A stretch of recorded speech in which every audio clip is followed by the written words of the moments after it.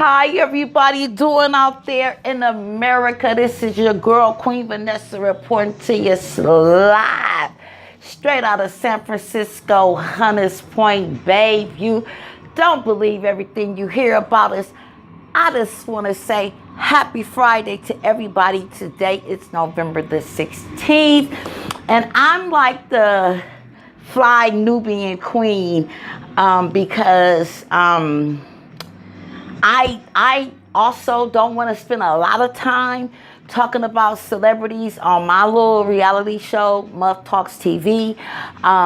When I get there, which I will be there in a minute, I will be modeling TED Talks. If you know anything about TED Talks, then you know to get ready for me, because that's how I'm coming in that fashion format. But as sometimes as commentators, you're going to have to time in on a lot of things, especially when it's pertaining to black people, and especially black women. So, of course, I'm about to time in before I go to the Fillmore Heritage Center, rebirth of the Fillmore Center. Do your thing hard here to make Phil Rico and then my brother Daniel and everybody, MC Huey, who else involved? Tanya Jones, just all y'all that just put in your hard work. Oh my God. OG Eli, you feel me? Can't forget about OG Eli, because if it wasn't for OG Eli, half of us probably wouldn't even be where we at. But nonetheless, I want to time in on this Jill Scott stuff for a minute, because see, I'm out here in California and we can't fucking breathe out here, and we are under attack, and we are sitting up here going back and forth on social media about Jill Scott. So let me tell you about Jill motherfucking Scott, because I'm Jill Scott era, and I love me some Jill Scott, baby. It just took for my CD player to break for me to get up on my shit, you feel me? Because between her and Mary J. Blige, it's nothing we can say. But I just want to time in on Jill Scott. Either Jill Scott was having fun, or Jill Scott was cooning. Now, we all know everybody in the entertainment business have to play their part. And we all know in the entertainment business, sex sales and those type of things is what get us, our attention. But it's sad that I had to hear the Nubian queen, fly Nubian queen, say that she looked on the internet and all these women is talking about how Jill Scott is teaching them something, our big girls do their things or whatever, and all this stuff. And so our men saying they wasn't into Jill Scott, but now they is because she know how to give head with a microphone or what have you. But here's my point to African Americans all across the motherfucking globe. The reason why they have a person like Jill Scott do what she just did is because it's to distract your ass from what the fuck they really doing. Instead of us having debates and conversations and making sure everybody all right out here, is we breathing good. And if we sit down talking to our kids, telling our kids what is going on and what the government is doing to us, we sitting up here as black people going back and forth on the internet about Jill Scott. First of all, I'm like, so let me tell you who I'm like. I'm like baby girl,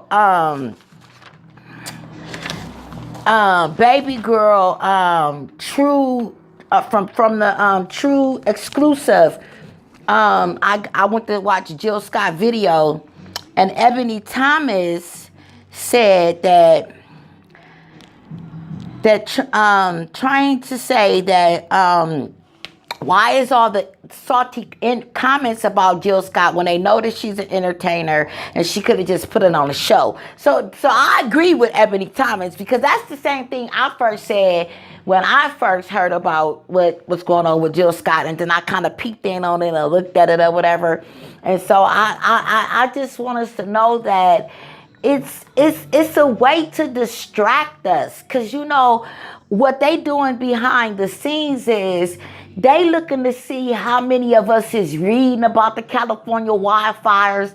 They reading on seeing how many of us is even interested in that, which why would other people across the world, but still it's a conversation to have because it is an act of the government. You sit here and keep worried about Jill Scott and how she's sucking dick, and I'm gonna sit out here in California and worry about who the fuck starting these motherfucking wildfires on my ass and why the fuck I can't go outside and motherfucking breathe and shit, and why kids can't go to school. It's so cloudy and smoky outside, you can't even see San Francisco at all, you know. And so it's so bad today. It's bad today that it's been since the shit started. It's like really bad and thick. But of course we got to get out in it and we got to wear masks. So what I'm saying is let's not as African Americans and black people and stuff, let's wake up on the games that they even use people like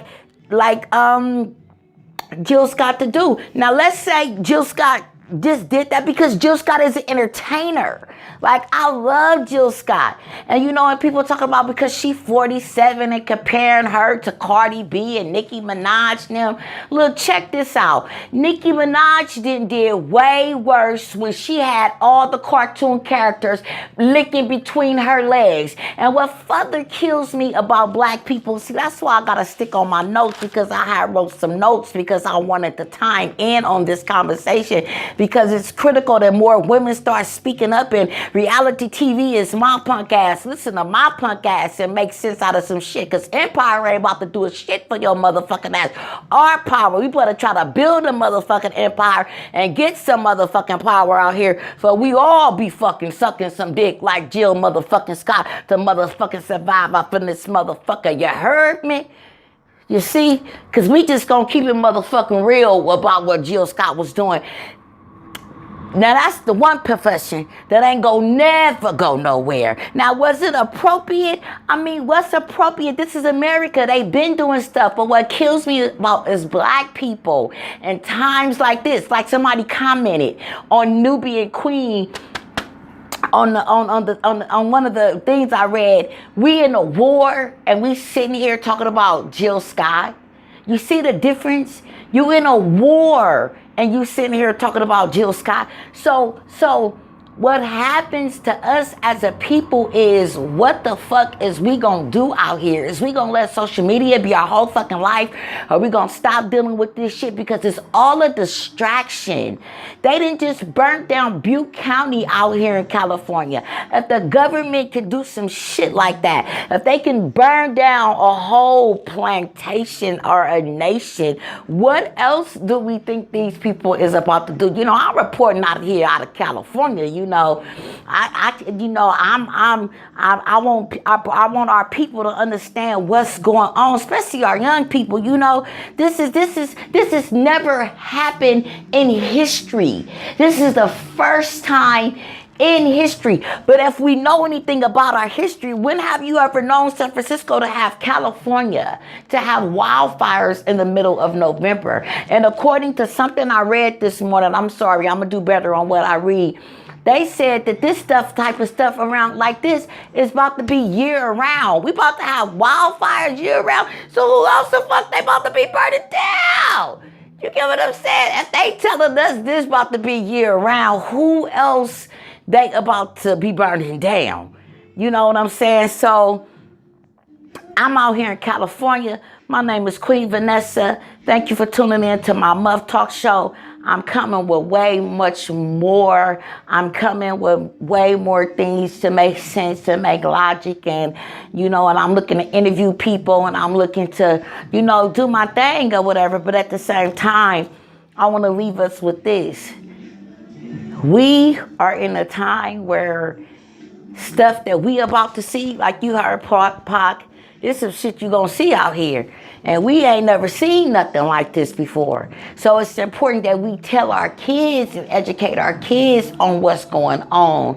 And let's not quit thinking everything is a coincidence. And definitely, like Professor Griff said, quit listening to the media. And like Dick Gregory said also, they ain't gonna never tell you the truth. Be blessed.